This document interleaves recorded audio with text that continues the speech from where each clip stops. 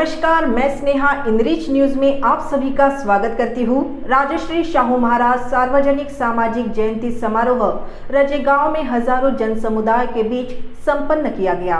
राजश्री शाहू महाराज सार्वजनिक सामाजिक जयंती समारोह रजेगांव में हजारों जन समुदाय के बीच संपन्न हुआ, जिसकी अध्यक्षता धनंजय वंजारी आयुक्त आयकर नागपुर ने की। प्रमुख अतिथि एडवोकेट सीमा कुशवाहा, नई दिल्ली एडवोकेट स्वयं दिल्ली, शुद्धोधन कामड़े जिला उपनिबंधक, सविता बेदरकर, सावन कटरे, डॉक्टर सुप्रिया बोरकर, महेंद्र गजबिये, संतोष डोंगरे, अनिल वट्टी, प्रकाश बमनवार, विनायक खैरे आदि प्रमुखता से उपस्थित थे। प्रमुख वक्ता एडवोकेट कुशवाहा ने अपने ओजस्वी भाषण में शिक्षा तथा एकता को महत्व देकर सभी समाज एकजुटता को महत्व बताकर बाबा साहेब के कार्यों को उत्कृष्ट बताकर, उसी प्रकार धनंजय वंजारी ने भी युवाओं को सामने आकर शिक्षा से आगे आकर आज ताकत दिखाने की बात कहकर आगे की लड़ाई हेतु शिक्षित होकर मिशन आगे बढ़ाए। उसी प्रकार सविता बेदरकर तथा उप शिक्षणाधिकारी महेंद्र गजबिये ने भी संबोधित किया। जामडी का आदिवासी नृत्य आकर्षण का केंद्र रहा। अतिथियों का सत्कार भी किया गया। संचालन तेजराम मेश्राम, सहायक पुलिस निरीक्षक, मुंबई ने किया। समारोह सफलतापूर्वक कमेटी के पदाधिकारी तथा सदस्य ने अथक प्रयास किया। गोंदिया से सतीश पारधी की रिपोर्ट। ये बात कही जो कि अध्यक्ष थे संविधान सभा के कि मैं डेली सुनता हूँ अम्बेडकर को, और मुझे ये पूरा विश्वास हो चुका है कि इस व्यक्ति से काबिल संविधान लिखने वाला कोई व्यक्ति हो नहीं सकता था। देश में अखंडता को बरकरार रखे हैं, तो फिर इन बच्चों के पेट पर लात क्यों मारी जाती, इनको नौकरियां क्यों नहीं दी जाती, इनके हक अधिकार की बात कौन करेगा।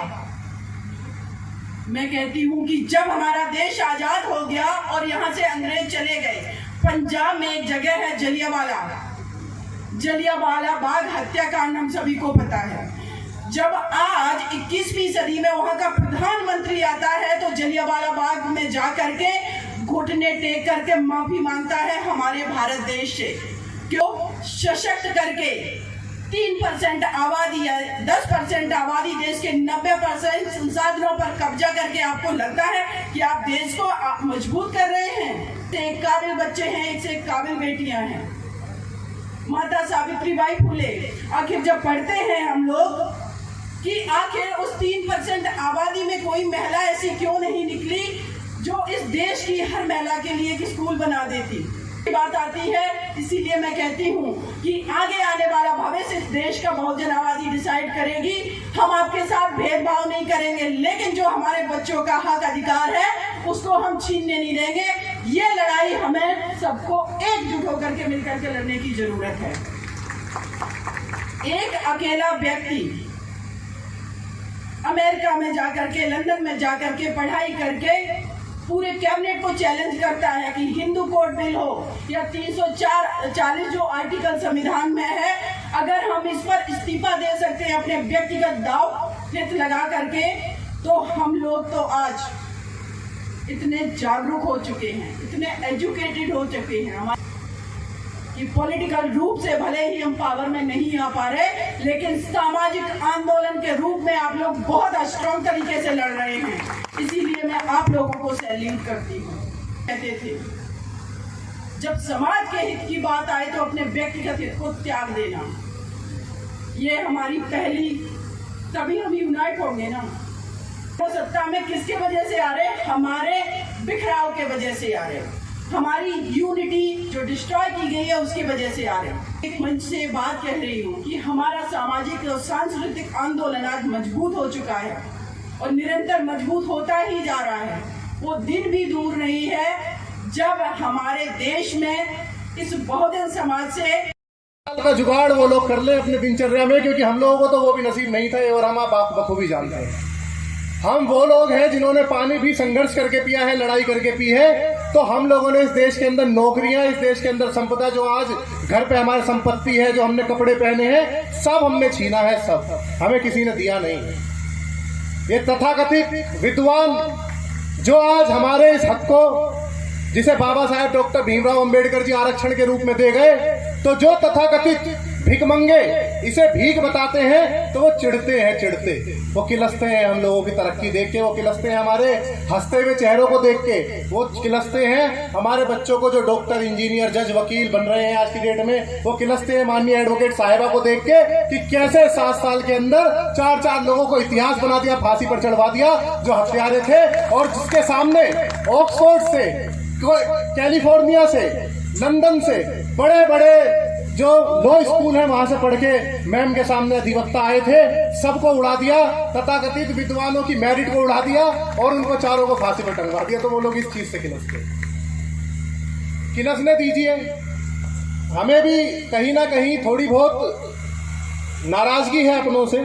टोटल आबादी का करीब 90% लोग हैं, बावजूद इसके वो कॉर्पोरेट वर्ल्ड में जाकर के हमारे देश की जो राजनीति है उसको इस प्रकार से मैनिपुलेट कर, दरी बिछाकर भी खुश हैं, और अगर हम छाती से छाती लगाकर गले मिला रहे हैं तो वो वहां पर नहीं आ रहे हैं।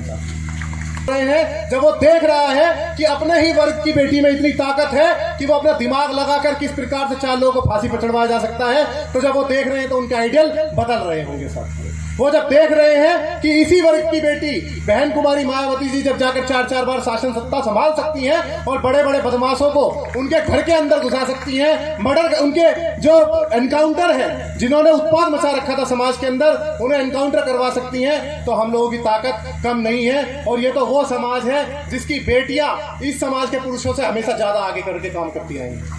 चाहे हमारी माता सावित्रीबाई फूले हो, हमारी माँ फातिमा शेख हो, चाहे हमारी झलकारी बाई माता हो, हमारी तमाम माताएं हैं जिन्होंने समाज के अंदर समय समय पर बहुत बड़े बड़े योगदान दिए और ट्रेंड सेट किया इस समाज के अंदर कि नारी की आवाज को कैसे बुलंद किया जाता है। था जहां से मैंने बात शुरू करी थी, अब इस बात को जरूरी है करना।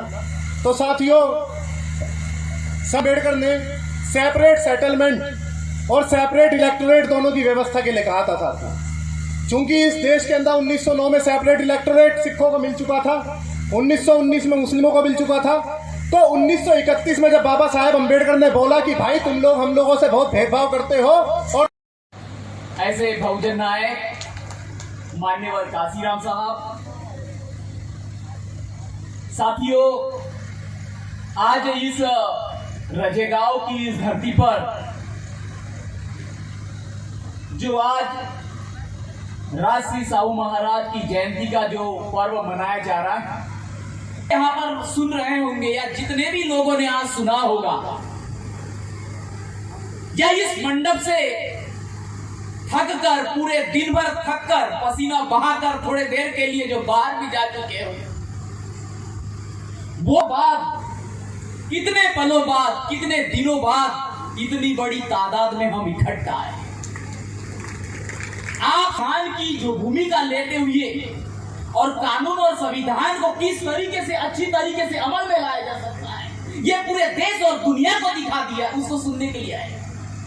तरह का कोई डिफरेंस है क्या? उसमें मत भिन्नता है?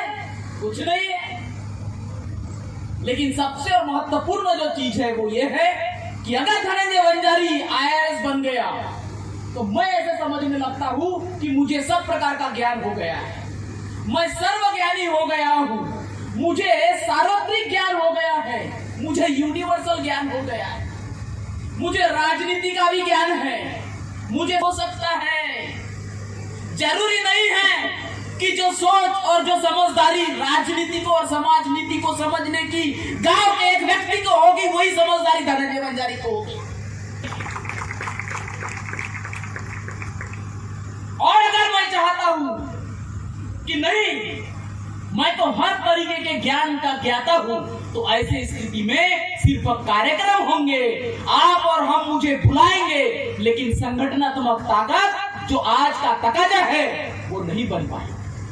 लोकतांत्रिक मूल्यों के आधार पर लोकतंत्र की प्रक्रिया को फॉलो करते हुए, लेकिन अगर उस पावर का उपयोग लोकशाही के कल्याणकारी राज्य को स्थापित करने के लिए नहीं हो रहा है, तो ऐसी स्थिति में हम में कुछ न कुछ नियत में खोट।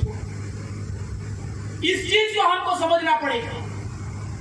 50% रिजर्वेशन इन एम्प्लॉयमेंट, जो भी बिल्कुल ये जिनके पास में कुछ रहने के लिए नहीं है, वो आपको पता होगा मैडम कि साहू महाराज के काल में हॉस्टलों की इतनी कतार लगा दी गई थी कि वह किस नाम से जाना जाता था?